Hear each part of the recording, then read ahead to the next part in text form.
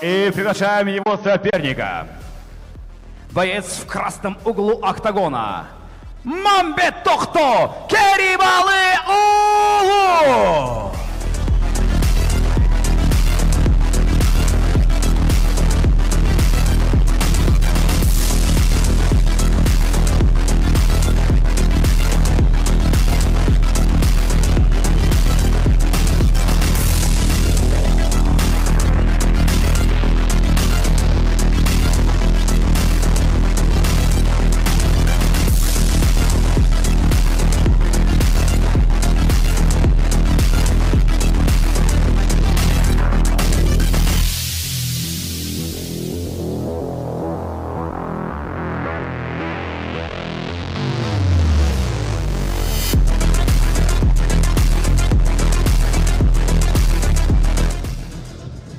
Ардактуу спорт сүйүүчүлөр, дагы бир керемет беттеш.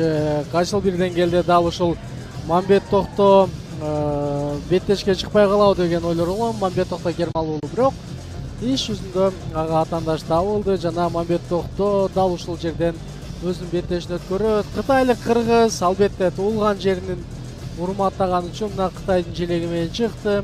Бирок кыргызча таптаана сүйлөйт. Өтө бир керемет белдештерди ушул өткөрүп жүргөн өз карьерасында.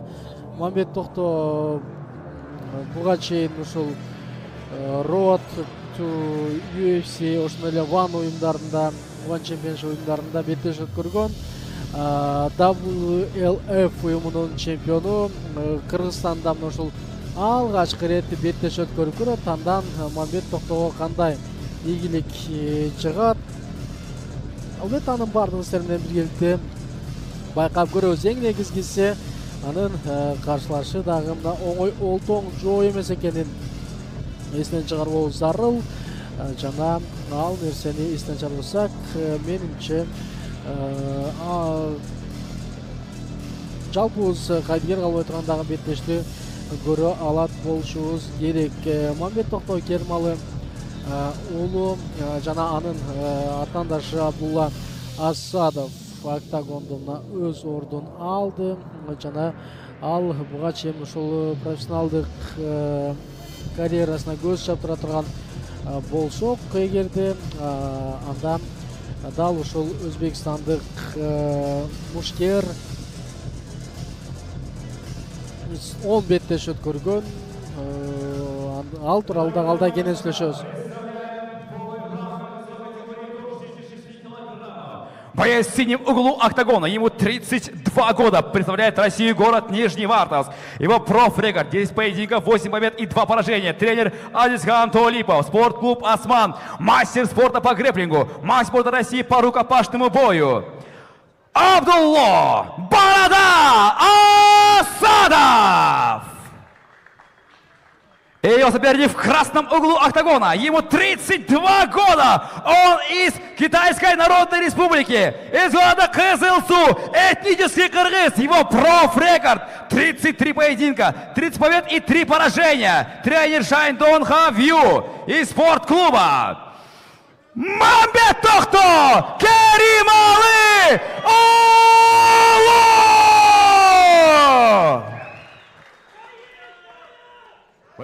Демек, ардактуу мекендештер, дал ушул жерден Мамбеттохто Керималыоğlu өзүнүн ушул ата бабасынын тарыхый мекенинде дебюттук беттеши, бирок буга чейин албетте профессионалдык рингте жалпы 33 беттеш өткөрүп, анын 30-ында жеңишке жеткен Мамбеттохто Керимбек уулуна FC уюму чоң бир мүмкүнчүлүктү түзүп берип, өзүнүн ушул тарыхый жеринде беттеш өткөрүп берүүгө чоң мүмкүнчүлүк түзүп, жана менимче бүгүн мушкер өзүнүн жеңишке болгон дымагын өз элинде ушул бир чоң ийгилик жаратууга ашыгат болуш керек. Андыктан биз ашыкпай көрөбүз. Канча дагы каршылашы дагы ушул Абдулла Асадов буга чейин 10 беттеш өткөрүп, анын 8-inde жеңишке жеткен. Канча дагы мушкерлердин бардыгы эми кылдаттык менен мына борбордук бөлүктө элегенден кийин эми ашыкпайт.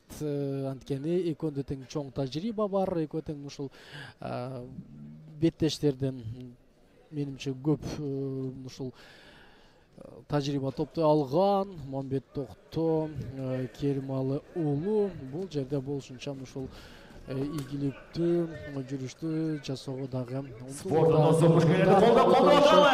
бардыгы мыкты. Айтор бир карагандан ошол мекендешибиз эми атаандашын сүрдүү көрүнгөнү менен бирок булардын бардыгы ошол өз салмагына ылайыктуу келген мушкерлер. Буга чейин Мамбет Токто Керималы уулунун атаандашын ошол келбей калат деген дагы болгон, бирок Абдулла Асадов азыр толугуна кел деген дагы көрсөтмөнү берет. Байкайлы кантсе дагы биз сиздер менен биргеликте керемет бир беттештердин бирин көрүп атабыз. Мамбет Токто Керималы уулу ошол ММА'ден өз карьерасын өтө мурда баштаган жана ал мынтип эми Кыргызстандын жеринде дагы менимче чоң бир колдоону сезип жатат болуш керек. Учурда 32 жашта болгон мушкер жалпы ушул бул жакта 43 беттеш деп көрсөтүлгөн болчу. Эң соңку беттешин ушул өткөргөн. Азыр өтө керемет.